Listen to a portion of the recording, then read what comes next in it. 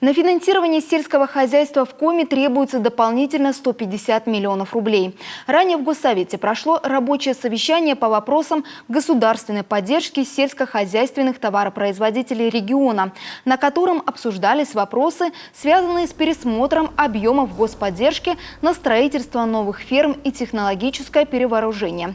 Как отметил профильный министр Ильдар Андарьянов, благодаря хорошей кормовой базе и племенной работе предприятия перевыполнили план по надою молока. Поэтому теперь на субсидирование производства требуется еще больше средств.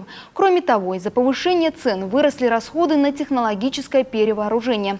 Отметим, результаты совместной работы правительства Коми и депутатов Госсовета дают свои плоды. На технологическое перевооружение и субсидирование производства молока на 2023 год изыскано 80 миллионов рублей. Дальнейшая поддержка отрасли будет обсуждаться на рассмотрении профильной госпрограммы в рамках формирования бюджета на следующие годы.